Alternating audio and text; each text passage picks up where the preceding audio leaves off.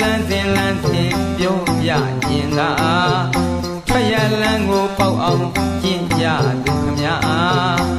အဆောင်လက်ဖွဲ့ရေတရားတွေမပါ